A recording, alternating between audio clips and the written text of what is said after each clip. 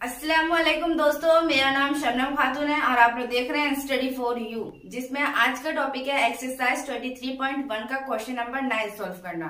तो चलिए वीडियो शुरू करते हैं। Let us write with reason whether the flying statement are true और फॉल्स। तो इसमें ये कहा है कि यहाँ पर कुछ दर्जनशील या निम्नलिखित स्टेटमेंट दिए गए हैं जिसमें हम लोग को ये बताना है कि ट्रू या फॉल्स है विथ रीजन, रीजन के साथ। तो चलिए सबसे पहला क्वेश्चन हम लोग पढ़ते हैं। The value of 10a is always greater than 1। इसमें ये कहा है कि 10a की जो वैल्यू है वो हमेशा, ऑलवेज का मतलब हमेशा क्या होगी, 1 से बड़ा होगा। तो चलिए इससे हम लोग ट्रू या फॉल्स में जवाब देते हैं। तो सबसे पहले हम लोग डायग्राम बनाते हैं राइट एंगल ट्राइंगल का, इस तरह से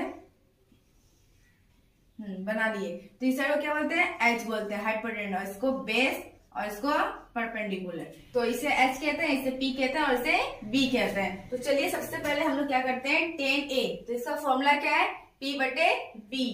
10a इक्वल टू p बटे b ये फॉर्मूला है।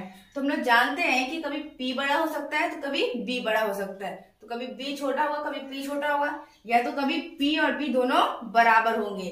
तो मान लेते हैं अगर p का वैल्यू 5 दिया रहे और इसका 3, तो क्या करेंगे, 5 बटे 3 करके p ऊपर आ जाएगा और 3 नीचे जाएगा, 10 का फॉर्मूला है। अब इसे डिवाइड करते हैं इस तरह से, तो 3 का 3 2 बचता है, फिर पॉइंट लेके 0 लेते हैं, उसके बाद 3 6 18। तो ये देखिए 1 से बड़ा तो आया, लेकिन वही अगर 3 का जो मतलब p हमारा 3 हो जाए और b हमारा 5 हो जाए तो क्या हो जाएगा, 3/5। तो अब देखिए यहाँ पर पॉइंट लेके 0 लेंगे तो 5 6 30, तो कितना होगा 0.6, यानी 1 से छोटा।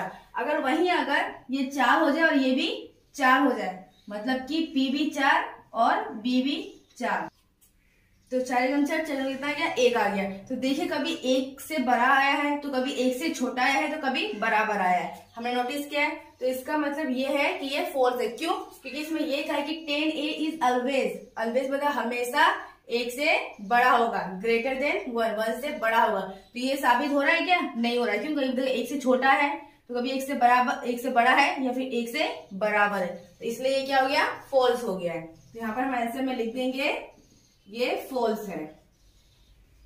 तब इसी तरह से 9 का 2 नंबर क्वेश्चन अब हम लोग सॉल्व करते हैं। तो 9 का 2 नंबर में क्या कहा है, the value of cot A is always less than 1। इसमें ये कहा है कि कोट ए की जो वैल्यू है वो हमेशा 1 से छोटा होगा। तो सबसे पहले हम लोग ये देखते हैं कि यहाँ पर डायग्राम है, हम लोग डायग्राम से समझ गए हैं कि ये एच है, ये पी है और ये बी है। तो कोट ए, तो कोट का फॉर्मूला क्या, हम लोग ये लिखते हैं कोट का फॉर्मूला। तो कोट का फॉर्मूला क्या है, b बटे p, ये 10 का ऑपोजिट है, हम लोग जानते हैं। तो जैसे कि यहाँ पर बोला है कि 10 का जो वैल्यू है, 10 का जो वैल्यू है वो हमेशा 1 से बड़ा होगा, तो उसे हम लोग फॉल्स कर दें। क्यों, क्योंकि ये 10 से, जिसकी इसका वैल्यू कभी 1 से बड़ा है, कभी 1 से छोटा है, तो कभी 1 के बराबर आया। उसी तरह से हम कोट ए की वैल्यू हमेशा छोटी आएगी, तो इसी फॉर्मूला से पुट होगा। क्यों, कभी b छोटा होगा, कभी b बड़ा होगा, तो कभी b बराबर होगा p से। ठीक है, तो इसलिए ये भी फॉल्स है। क्यों, क्योंकि ये भी हमेशा 1 से छोटा नहीं होगा, क्योंकि कभी b बड़ा होगा तो कभी p बड़ा होगा, कभी b छोटा होगा तो कभी p छोटा होगा, कभी ये दोनों बराबर ही होंगे। तो इसलिए ये फॉल्स है। तो यहाँ पर हम लोग क्या लिख दिए हैं, फॉल्स। तो आप लोगों को समझ में आ गया कि हम लोग फॉल्स क्यों लिखे हैं। तो अब इसी तरह से 9 का 3 नंबर हम लोग क्वेश्चन सॉल्व करते हैं। तो अब हम लोग सॉल्व करते हैं क्वेश्चन नंबर 9 का 3। तो सबसे पहले क्वेश्चन को पढ़ते हैं। For an angle theta it may be possible that sine theta equal to 4/3। इसमें यह कहा है कि जो एंगल थीटा है क्या वो पॉसिबल है कि साइन थीटा इक्वल टू 4/3 है। तो चलिए इसे हम लोग सही या गलत में जवाब देते हैं।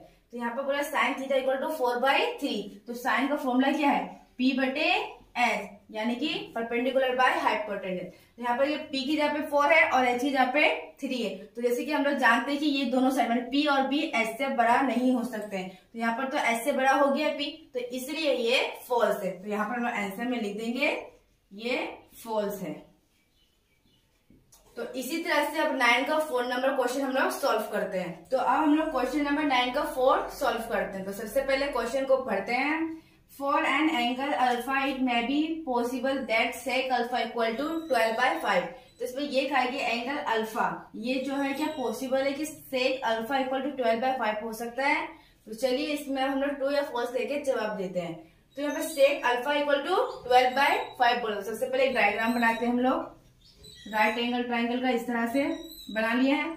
तो इस साइड को क्या कहते हैं, हाइपोटेनस, जिसे एच से जाहिर करते हैं, और इस साइड को परपेंडिकुलर, जिसे पी से जाहिर करते हैं, और इस साइड को बेस, जिसे बी से जाहिर करते हैं, इस तरह से।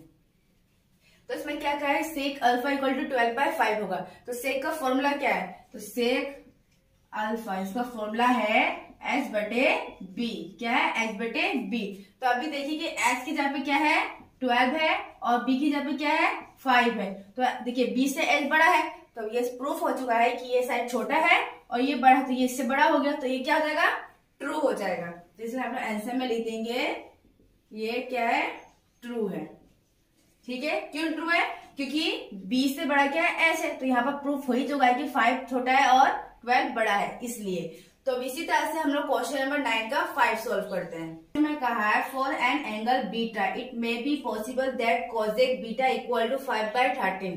तो इसमें ये कहा है कि एंगल बीटा जो है ये क्या पॉसिबल है कि कोसेक बीटा इक्वल टू 5/13 हो सकता है। तो चलिए अब हम लोग ट्रू या फॉल्स में जवाब देते हैं। तो सबसे पहले यहाँ पर देखिए कि यहाँ पर कोसेक बोला है, तो कोसेक का फॉर्मूला क्या है, तो यहाँ पर लिखते हैं हम लोग सबसे पहले कोसेक बीटा, क्योंकि यहाँ पर थीटा है, तो थीटा की जगह बीटा भी हो सकता है, अल्फा भी हो सकता है, और या फिर गामा भी हो सकता है, या फिर ए या बी कोई भी साइन हो सकता है थीटा की जगह पर। तो यहाँ पर 5/13 मतलब कोसेक का फॉर्मूला क्या है, ये साइन का ऑपोजिट है, तो इसका फॉर्मूला है h/p। तो भी h की जगह पे क्या है 5 है, और p की जगह पे क्या है 13 है। तो आप लोग बताइए कि ये ट्रू है या फॉल्स है। तो इसका जवाब क्या है, ये फॉल्स है। क्यों, क्योंकि देखिए कि यहाँ पर 13 की जगह पे क्या है, p की जगह पे क्या है 13 है, और h यहाँ पे 5 है। तो यहाँ पर देख रहे हैं कि p बड़ा हो गया है और h छोटा हो गया, जो कि हो नहीं सकता। ये दोनों साइड जो है h से छोटा होगा। तो अभी क्या है, h को छोटा कर दिया, तो इसलिए ये क्या हो गया है, फॉल्स हो गया। तो हम लोग आंसर क्या लिखेंगे, फॉल्स लिखेंगे, इस तरह से। ठीक है, अब हम लोग फॉल्स क्यों लिखे, क्योंकि यहाँ पर h जो है छोटा हो गया है और p बड़ा हो गया है। p से अगर h छोटा हो जाए तो ये क्या हो जाएगा, फॉल्स हो जाएगा। तो इसीलिए अब हम लोग क्वेश्चन नंबर 9 का 6 सॉल्व करते हैं। तो क्वेश्चन में क्या कहा है हम लोग उसे पढ़ते हैं। For an angle theta it may be possible that cos theta equal to 3/5। इसमें ये कहा है कि एंगल थीटा क्या पॉसिबल है कि कॉस थीटा इक्वल टू 3/5 हो सकता है। तो चलिए अब हम लोग ट्रू या फॉल्स में जवाब देते हैं। तो सबसे पहले कॉस थीटा, तो कॉस का फॉर्मूला क्या है, इक्वल टू b/h। क्या है, b/h। अगर b बड़ा हो गया h छोटा हो गया तो ये फॉल्स हो जाएगा। अगर b छोटा हो गया और h बड़ा हो गया तो ये ट्रू हो जाएगा।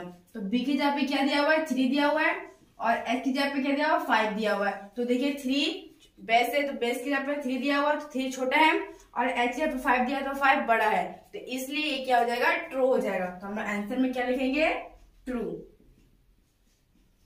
उम्मीद करती हूँ कि वीडियो आपको अच्छी लगी तो वीडियो को लाइक कर दीजिए, चैनल को सब्सक्राइब कर दीजिए। अगर आपने पिछला वीडियो नहीं देखा है और आप देखना चाहते हैं तो डिस्क्रिप्शन बॉक्स में लिंक दिया हुआ है, आप चाहे तो देख सकते हैं।